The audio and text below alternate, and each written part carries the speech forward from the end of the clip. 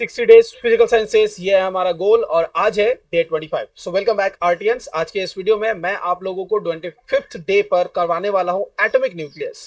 Atomic nucleus के one shot में आज के इस वीडियो में पूरे चैप्टर को एक शॉट में समझा दिया जाएगा। अगर आप इंटरेस्टेड है वीडियो को देखने में, चैप्टर को समझने में, stay tuned with this video.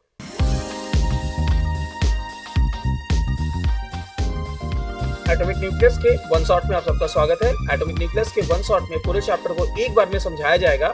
Start करेंगे सबसे पहले इस चैप्टर के थीम में कितना मार्क्स है उससे। देखिए, इस चैप्टर में जो टोटल मार्क्स है वो है टोटल 5 और इसे हम लोग 3 कैटेगरी में डिवाइड कर सकते हैं। ग्रुप ए में आपके पास 1 मार्क्स एक एमसीक्यू क्वेश्चन पे दिया जाएगा। ग्रुप बी में 1 मार्क्स आपको मिलेगा एक क्वेश्चन जो कि ऑब्जेक्टिव 1 मार्क्स का है, उसे आंसर देने के लिए। यहाँ पर ये 1 मार्क्स का question fill in the blanks true false कहाँ आता है ये मैं आपको प्रीवियस साइड करवाते वक्त समझा दूंगा, लेकिन 1 मार्क्स आपको उस सेक्शन में भी, ग्रुप बी में भी मिलेगा। इसके बाद आपको 3 मार्क्स का एक क्वेश्चन मिलने वाला है जो कि ग्रुप डी में मिलने वाला है। तो कलेक्टिवली आप देख सकते हैं कि आपके पास 5 मार्क्स प्रिपेयर होता है जो आप इस ब्रांच में स्कोर करने वाले हैं। तो चलिए, इस 5 मार्क्स के लिए ये जो टोटल थ्योरी है, चैप्टर हमारा है, उस कंटेंट को समझते हैं क्या क्या है हमारे इस 5 मार्क्स के लिए। इस पूरे चैप्टर को मेनली 2 पार्ट्स में डिवाइड किया जा सकता है। फर्स्ट पार्ट में मैं इस चैप्टर में आपको ये समझाना चाहूंगा कि नेचुरल रेडियो एक्टिविटी, ये जो वर्ड रेडियो एक्टिविटी या एटॉमिक न्यूक्लियस है, इसमें बेसिकली है क्या, कंटेंट्स क्या है। तो रेडियो एक्टिव एलिमेंट्स क्यों रेडियो एक्टिव एलिमेंट्स की तरह बिहेव करते हैं। अर्थ में तो इतने सारे एलिमेंट है, तो क्यों उनमें से कुछ रेडियो एक्टिव है, उनके क्या यूसेज है, उनके क्या रीजन है, वो किस तरह से डिसइंटीग्रेट करते हैं, ये सारा है हमारा फर्स्ट पार्ट। लेकिन सेकेंड पार्ट में इसी चैप्टर से हम लोग बहुत ही इंपॉर्टेंट कंसेप्ट को पढ़ने वाले हैं जो कि इससे कनेक्टेड है, जिसमें हम लोग mass defect, nuclear reactions, fission और फ्यूजन को जानेंगे। ये सारे ही क्वेश्चंस के लिए बहुत इंपॉर्टेंट होते हैं। स्टार्ट करते हैं सबसे पहले इस चीज से कि बेसिकली ये जो टर्म रेडियो एक्टिविटी है, ये रेडियो एक्टिव एलिमेंट्स क्या होते हैं। तो देखिए, आप समझने की कोशिश कीजिए कि आपके पास जो हेवी एलिमेंट्स है, आपको पीरियोडिक टेबल याद है। पीरियोडिक टेबल में जो स्टार्टिंग में एलिमेंट है, फॉर एग्जांपल मैं 1 से लेकर 30 तक एलिमेंट की बात करूं, स्टार्टिंग में आपके पास हाइड्रोजन है, हीलियम है, ऐसे स्टार्टिंग के जितने एलिमेंट्स है उनको हम कह सकते हैं लाइट एलिमेंट्स। और जब आप एटॉमिक नंबर बढ़ता हुआ जाता है तब उसे हम कहते हैं हेवी एलिमेंट्स। हेवी एलिमेंट्स के केस में प्रॉब्लम क्या होती है पता है, उनमें न्यूक्लियस जो होता है वो स्टेबल न्यूक्लियस नहीं हो पाता है। अब ये स्टेबल न्यूक्लियस नहीं होने का क्या मतलब है, तो इसके लिए मुझे थोड़ा आपको स्ट्रक्चर समझाना पड़ेगा। एग्जांपल से मैं समझाने की कोशिश करता हूं कि जो हमारा एटॉमिक स्ट्रक्चर है, क्या आपको पता है कि एटम के आउटर मोस्ट सेल पर इलेक्ट्रॉन रोटेट करते हैं और सेंटर में कोर का स्ट्रक्चर जो होता है वहां पर न्यूट्रॉन्स और प्रोटॉन्स प्रेजेंट रहते हैं। ये जो सेंटर का कोर पोजीशन है उसे ही हम कहते हैं न्यूक्लियस। सेंटर के न्यूक्लियस को अगर मैं ड्रॉ करूं तो यहां पर न्यूक्लियस में न्यूट्रॉन्स और प्रोटॉन्स प्रेजेंट है। न्यूट्रॉन और प्रोटॉन्स के नंबर अगर एक दूसरे के इक्वल है, इस कंडीशन में वो स्टेबल होते हैं। लेकिन जब इनके नंबर में अनस्टेबिलिटी आती है तो either the number of neutron is greater than proton और proton is greater than neutron, ये होता है। जब ये सिचुएशन आती है तो एटॉमिक न्यूक्लियस अनस्टेबल होता है। इस अनस्टेबिलिटी का ही के वजह से इफेक्ट पड़ता है कि जो एटम्स है वो रिएक्ट करने लगते हैं as an radioactive element. Clear. Basically यहां समझने की कोशिश कीजिएगा कि ये 2 स्ट्रक्चर हमारे पास सिचुएशंस है, न्यूट्रॉन ग्रेटर देन प्रोटॉन और प्रोटॉन ग्रेटर देन न्यूट्रॉन। आपको याद रखना चाहिए कि जब हमारे पास सिचुएशन आता है जहां पर neutron is greater than proton, first वाला कंडीशन, जहां पर न्यूट्रॉन हमारे प्रोटॉन से ग्रेटर है, इस वाले कंडीशन में रेडियो एक्टिविटी कंफर्म है। लेकिन अगर प्रोटॉन ग्रेटर देन न्यूट्रॉन है तो ये कंफर्म नहीं करता है कि एलिमेंट रेडियो एक्टिवेट होगा। कभी कभी इस कंडीशन में कि प्रोटॉन ग्रेटर देन न्यूट्रॉन है, ऑब्जेक्ट या एलिमेंट जो है वो नॉन रेडियो एक्टिव भी पॉसिबल है। वेयरएज अगर नंबर ऑफ न्यूट्रॉन हाई है देन प्रोटॉन, देन ऑब्वियसली वो जो एलिमेंट है वो रिएक्ट करेगा, बिहेव करेगा as an radioactive element. तो रेडियो एक्टिविटी का कॉज क्या है, रेडियो एक्टिविटी का कॉज है उसके एटॉमिक न्यूक्लियस का अनस्टेबिलिटी। अनस्टेबिलिटी मतलब नंबर ऑफ न्यूट्रॉन्स और नंबर ऑफ प्रोटॉन्स में इक्वलिटी ना होना। जब नंबर ऑफ न्यूट्रॉन्स हायर और नंबर ऑफ प्रोटॉन्स लोअर हो जाएंगे तो एलिमेंट्स डिसइंटीग्रेट करेंगे। डिसइंटीग्रेशन, डीके होने पर क्या होता है, इसे हम अपने नेक्स्ट स्क्रीन पर समझते हैं। इसी से साथ हमारा ये आता है कंसेप्ट कि ये रेडियो एक्टिव ट्रांसफॉर्मेशन क्या होते हैं और मेनली ये 3 टाइप के कौन कौन से हैं। तो बेसिकली जो रेडियो एक्टिव ट्रांसफॉर्मेशन है वो 3 टाइप के, जिनमें हम सबसे पहले अल्फा, उसके बाद बीटा और उसके बाद गामा के बारे में जानेंगे। ये अल्फा, बीटा और गामा, ये 3 तरह के डिसइंटीग्रेशन होते हैं। बेसिकली जब भी हमारे पास ये रेडियो एक्टिव एलिमेंट्स आते हैं ना, तो ये इन 3 तरह के रेस को अपने अंदर में से बाहर निकालते हैं। अब इनके निकलने से एटॉमिक न्यूक्लियस में चेंजेस आते हैं। कैसे चेंजेस आते हैं, तो पहले अल्फा के बारे में समझते हैं। जब एक अल्फा पार्टिकल निकलता है तो बेसिकली ये हीलियम 2+ लेकर बाहर निकलता है और हीलियम 2+ का जो स्ट्रक्चर है वो एटॉमिक नंबर और मास नंबर में चेंजेस लाता है। अब अगर आपको एटॉमिक नंबर और मास नंबर नहीं पता है तो पहले मैं उससे थोड़ा क्लियर करता हूं, फिर यहां आता हूं। तो देखिए, किसी भी एक एलिमेंट के केस में मैं उसके नीचे में जो नंबर लिखता हूं उसे इसका एटॉमिक नंबर कहते हैं, और ऊपर में जो नंबर लिखता हूं उसे मैं मास नंबर कहता हूं। मैं नहीं, इसे मास नंबर कहा जाता है। तो एटॉमिक नंबर और मास नंबर का कंसेप्ट क्लियर हो गया कि मास नंबर यहां लिखते हैं और एटॉमिक नंबर को यहां लिखा जाता है, राइट। अब क्वेश्चन उठता है कि एटॉमिक नंबर क्या होते हैं। तो एटॉमिक नंबर होते हैं नंबर ऑफ इलेक्ट्रॉन्स, या फिर हम ऑल्टरनेटिवली कह सकते हैं नंबर ऑफ प्रोटॉन्स। ठीक है, नंबर ऑफ इलेक्ट्रॉन या नंबर ऑफ प्रोटॉन, किसी एक की बात करते हैं। ये दोनों ही बेसिकली, दोनों में से कोई एक जो नंबर है ना, अगर अपन टोटल काउंटिंग को पता करेंगे तो वही होगा हमारा atomic number. Whereas mass number जो होते हैं, वो mass number is a sum of number of protons plus neutron in the nucleus. तो जो हमारा न्यूक्लियस सेंट्रल कोर है उसमें कितने प्रोटॉन्स और न्यूट्रॉन्स है, उसके सम वैल्यू को हम कहते हैं मास नंबर। अब मास नंबर और एटॉमिक नंबर क्लियर हो गया। जब एक अल्फा डिसइंटीग्रेट होगा, अल्फा एटम बाहर आएगा, अल्फा बेसिकली आपको बता दूं, ये बात भी समझाता चलता हूं कि स्टार्टिंग में जब ये डिसइंटीग्रेशन के बारे में पढ़ाया गया तो अल्फा को अल्फा रे, बीटा को बीटा रे और गामा को गामा रे बोला गया। लेकिन बाद में पता चला कि बेसिकली अल्फा और बीटा जो वो रे नहीं है, वो स्ट्रीम ऑफ पार्टिकल्स है, इसलिए इसे अल्फा पार्टिकल और बीटा पार्टिकल कहा जाता है, जबकि गामा को रे कहा जाता है। तो इसे ऐसे याद रखिएगा कि जो डिसइंटीग्रेशन होता है उसमें अल्फा पार्टिकल्स बाहर आते हैं। एक अल्फा पार्टिकल का मतलब होता है He2+ का बाहर आना, और एक बीटा पार्टिकल का मीनिंग क्या होता है? एक बीटा पार्टिकल का मीनिंग होता है आपके पास इलेक्ट्रॉन जो है, इलेक्ट्रॉन के मास नंबर में कोई डिफरेंसेस नहीं आएंगे, लेकिन जो उसका एटॉमिक नंबर है वो एक बढ़ जाएगा। तो बीटा पार्टिकल का मीनिंग समझ आ गया। बीटा पार्टिकल में क्या चेंजेस हो रहे हैं कि उसका एटॉमिक नंबर एक बढ़ जा रहा है, जबकि मास नंबर में कोई चेंजेस नहीं आ रहे हैं। वेरएज गामा पार्टिकल की अगर बात की जाए तो गामा पार्टिकल में आपके पास कोई चेंजेस उसके एटॉमिक या मास नंबर्स में नहीं आता है, वो बस एनर्जी को इमिट करता है, एनर्जी को रिड्यूस करता है। तो क्या पता चला कि अल्फा पार्टिकल के एक डिसइंटीग्रेशन होने से, एक बाहर निकलने से आपके हीलियम एटम के बराबर का एटम उसमें से बाहर निकल आता है, अल्फा पार्टिकल निकला, यानी एटॉमिक नंबर जो है वो 2 डिक्रीज हो जाएगा और मास नंबर जो है वो 4 डिक्रीज हो जाएगा। Where in case of beta, अगर एक बीटा पार्टिकल आपका एमिट होता है, एक बीटा पार्टिकल एमिट होने पर मास नंबर में नो चेंजेस और एटॉमिक नंबर एक बढ़ जाएगा। चलिए एक एग्जांपल से समझते हैं कि मैं आपके सामने एग्जांपल में एक रेडियोएक्टिव एलिमेंट 92 यूरेनियम 235 लेता हूं। क्लियर? इसके केस में अगर मैं बोलूं कि एक अल्फा पार्टिकल निकल रहा है तो क्या होगा? अल्फा पार्टिकल निकलने पर ये जो एलिमेंट है वो अब यू नहीं रहेगा, वो एक्स हो जाएगा। क्यों? क्योंकि इसका एटॉमिक नंबर 2 कम हो जा रहा है और 90 हो रहा है। आपको पता है एटॉमिक नंबर चेंज होने पर एलिमेंट सेम नहीं रहेगा, लेकिन मास नंबर चेंज होने पर सेम एलिमेंट पॉसिबल है। तो यहां पर मैंने क्या किया, एक्स एलिमेंट लिखा जिसका एटॉमिक नंबर 90 है। अब एक्स मुझे कौन सा एलिमेंट है नहीं पता, इसलिए मैंने एक्स मेंशन कर दिया है। इस केस में आपका मास नंबर जो होगा वो क्या चेंजेस होगा? 4 कम जाएगा। चलिए 4 कम करते हैं तो वो कितना हो गया? 4 कम करने पर हो गया वो 231। अब इसके बाद मैं कहता हूं कि वो क्या करता है ना, एक बीटा पार्टिकल भी एमिट करता है। तो बीटा पार्टिकल एमिट करने पर क्या डिफरेंसेस आएगा? मैंने बताया कि जो एलिमेंट है वो अब एक्स नहीं रहेगा, वो वाई हो जाएगा, क्योंकि उसका mass number without any change 231 रहेगा, जबकि एटॉमिक नंबर एक बढ़ जाएगा और 91 होगा। समझ में आया? अल्फा पार्टिकल के निकलने पर डिफरेंसेस जो आ रहे हैं वो रिड्यूस हो रहे हैं, जिसमें एटॉमिक नंबर 2 रिड्यूस हो रहा है, मास नंबर 4 रिड्यूस हो रहा है, जबकि बीटा पार्टिकल के एमिट होने पर मास नंबर में no changes, atomic number 1 increase करता है। वेरएज अगर इसमें से मैं गामा एमिट करवाऊं तो क्या होगा? गामा के एमिशन पर कोई चेंजेस नहीं आते एटॉमिक न्यूक्लियस में, वो बिल्कुल अपना स्टेबल रहता है। क्लियर हो चुका है अल्फा बीटा गामा का डिसइंटीग्रेशन। अब इससे रिलेटेड बहुत इंपॉर्टेंट ऑब्जेक्टिव क्वेश्चंस पूछे जाते हैं, जिसमें यह पूछा जाता है कि इनका जो डिसइंटीग्रेशन है इसमें कौन ज्यादा आयनाइजेशन पावर रखता है, किसका पेनिट्रेटिंग पावर हाई है। तो इसके बेसिस पर इन दोनों को सजा लेते हैं, क्योंकि ये बहुत इंपॉर्टेंट क्वेश्चन है। तो देखिए, अगर मैं आयनाइजेशन पावर की बात करूं तो याद रखिए अल्फा का आयनाइजेशन पावर सबसे ज्यादा है comparison to beta, comparison to gamma, यानी कि अल्फा सबसे ज्यादा आयनाइज करेगा। मैं यहां पर आयनाइजेशन पावर की बात कर रहा हूं, आईपी को आयनाइजेशन पोटेंशियल मत समझिएगा, आयनाइजेशन पावर की बात कर रहा हूं।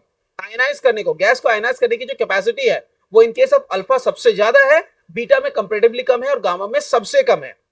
वेयरएज अगर मैं बात करूं पेनिट्रेटिंग पावर की, किसी चीज को पेनिट्रेट करके आगे बढ़ने की, तो गामा पेनिट्रेटिंग पावर में सबसे हाईएस्ट है, उससे कम पावर रखता है बीटा का, और अल्फा का पावर पेनिट्रेटिंग का सबसे लेस होता है। क्लियर? ये 2 क्वेश्चन है जो मेजरली पूछे जाते हैं, हम अपने इंपॉर्टेंट क्वेश्चंस के सीरीज में भी इन सबको कवर करेंगे। आगे बढ़ते हैं। एटॉमिक न्यूक्लियस के इस कंपैरिजन को समझ लेने के बाद अब हम जानते हैं कि यूज ऑफ रेडियोएक्टिविटी क्या है। तो क्या रेडियोएक्टिविटी की कोई यूजेस है या ये नेचुरल फिनोमेना बिल्कुल यूजलेस है? देखिए नहीं, रेडियोएक्टिविटी की यूज मेडिकल साइंस में सबसे ज्यादा है। बहुत तरह के कैंसर्स को क्योर करने के लिए हम रेडियो एक्टिविटी का इस्तेमाल करते हैं। रेडियो एक्टिव आइसोटोप्स इस्तेमाल किए जाते हैं जिससे बहुत तरह के कैंसर्स का इलाज में इस्तेमाल किया जाता है। आपने केमोथेरेपी के नाम सुनी है, उसमें बेसिकली रेडियो एक्टिव रेज जो निकल रहे हैं उसी का इस्तेमाल किया जाता है। इसके अलावा आपको पता है कोई अगर पुरानी चीजें हैं और उनका आपको एज पता करना है तो कार्बन डेटिंग जो प्रोसेस है इसमें भी कार्बन के आइसोटोप का इस्तेमाल किया जाता है जो कि रेडियोएक्टिव एलिमेंट ही लिया जाता है। तो बहुत सारे ऐसे चीजें हैं जहां पर आप रेडियोएक्टिव एलिमेंट्स को इस्तेमाल कर सकते हैं। लेकिन एट द सेम टाइम अगर मैं बात करूं इफेक्ट ऑफ रेडियोएक्टिविटी की, तो क्या इफेक्ट ऑफ रेडियोएक्टिविटी सिर्फ एक पॉजिटिव इंपैक्ट लाता है? आंसर है कि रेडियोएक्टिविटी एक पॉजिटिव चीज है, लेकिन radioactivity at the same time बहुत ज्यादा डेंजरस भी है। आपको पता है रेडियोएक्टिविटी डिसइंटीग्रेशन में ये जो हाई पेनिट्रेटिंग पावर्स होती हैं और हाई आयनाइजेशन पावर होती हैं, ये दोनों ही बहुत हार्मफुल है ह्यूमन बॉडी के लिए।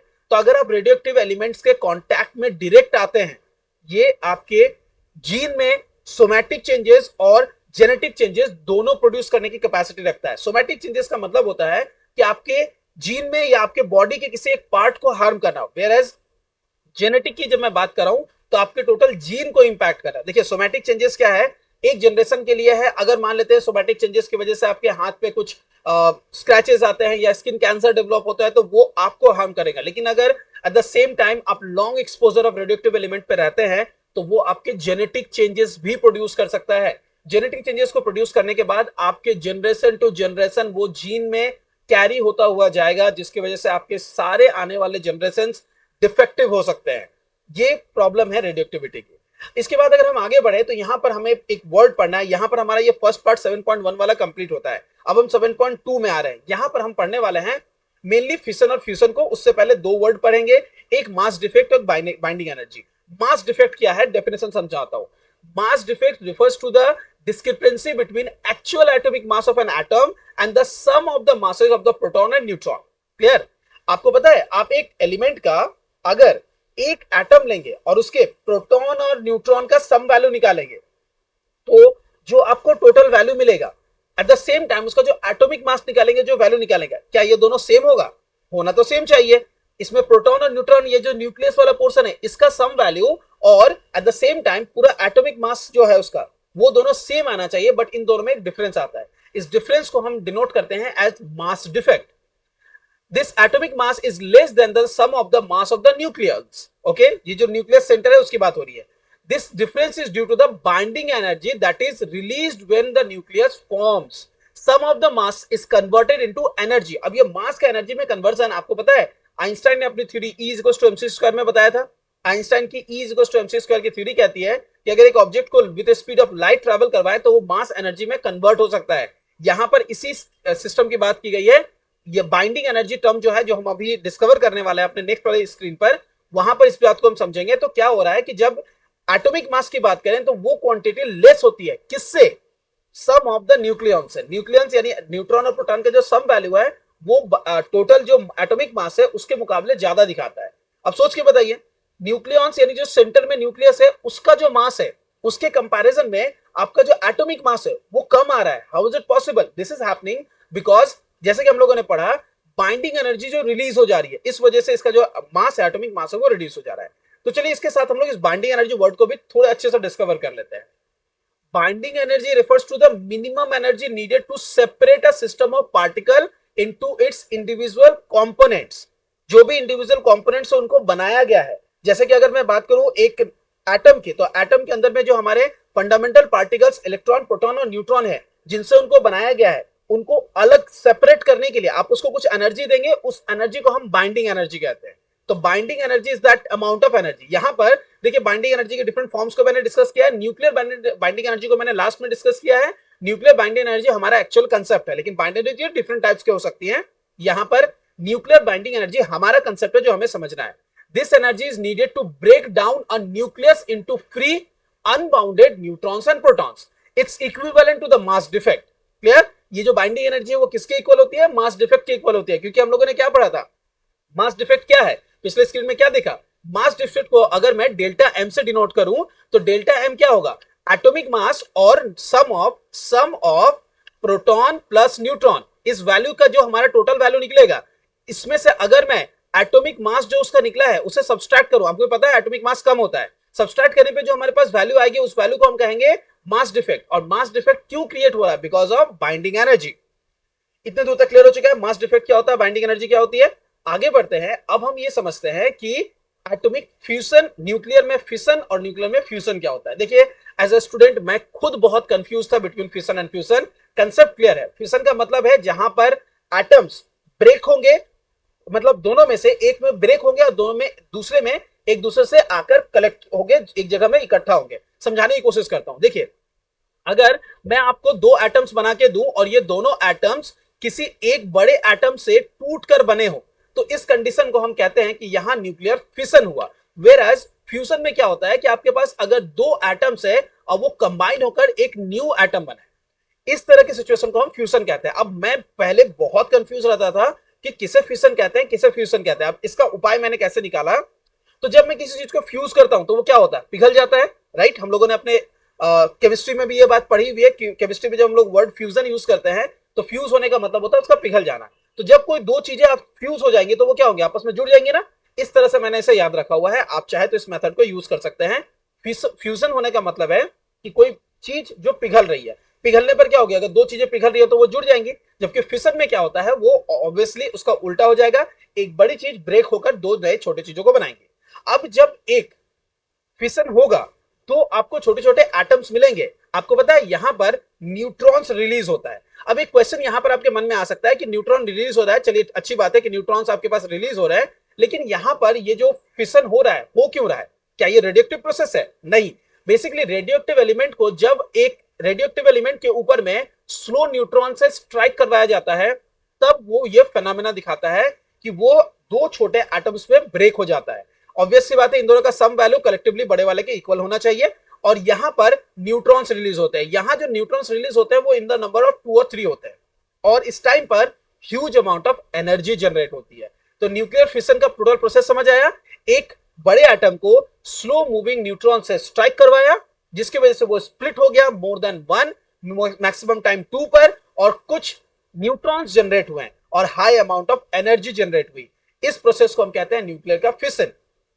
फिशन और उसका रीजन समझ आ गया। अब फ्यूजन को समझते हैं। आपको पता है जैसे मैंने फ्यूजन में बताया कि दो जो छोटे छोटे न्यूट्रॉन्स है वो आपस में कंबाइन करके एक बड़ा एटम फॉर्म कर रहे हैं। अब यहां पर भी एक क्वेश्चन है, और यहां पर भी हमारे पास न्यूट्रॉन जनरेट होता है। क्वेश्चन उठता है कि वो दोनों क्यों ऐसा हो रहा है।